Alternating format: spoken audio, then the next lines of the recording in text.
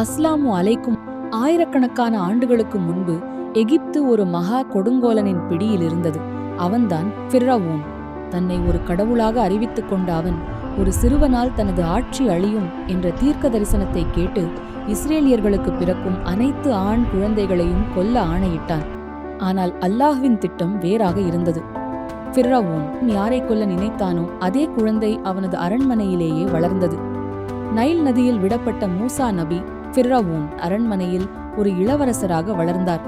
நீண்ட காலத்திற்கு பிறகு மத்தியன் தேசத்திலிருந்து திரும்பிய மூசா நபி ஒரு இறை தூதராக எகிப்திற்குள் நுழைந்தார்.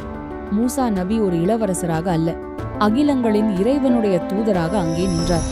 என் மக்களை அடிமைத்தனத்திலிருந்து விடுவி என்பதே அவரது கோரிக்கையாக இருந்தது. ஃபிர்அவுன், இந்த அகிலங்களின் இறைவன் என்பவன் யார்? நானே உங்களின் உயர்ந்த கடவுள் இல்லையா? மூசா நபி இறைவனின் அத்தாட்சிகளை காட்டினார். அவர் தனது கைத்தடியை கீழே போட அது ஒரு பிரம்மாண்டமான பாம்பாக மாறியது. இதை கண்ட ஃபிர்அவுன் இது வெறும் சூன்யமே என்று கூறி எகிப்தின் சிறந்த சூனியக்காரர்களை வரவழைத்தான். சூனியக்காரர்கள் மாய வித்தைகளை செய்தபோது மக்கள் மிரண்டு போயினர். அப்போது அல்லாஹ்வின் கட்டளை வந்தது, மூசாவே, உமது வலது கையில் இருப்பதை போடும்.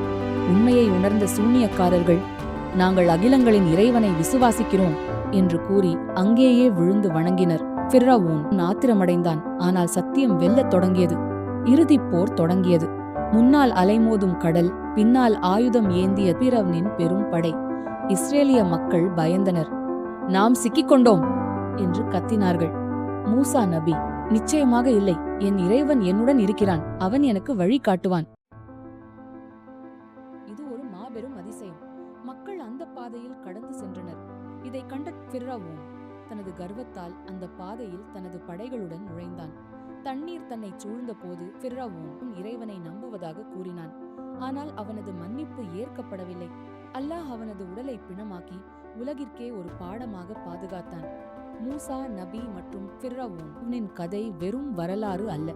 இது அநீதி எவ்வளவு பலமாக இருந்தாலும் இறுதியில் நீதி மற்றும் சத்தியமே வெல்லும் என்பதற்கான ஒரு நித்திய சான்றாகும்.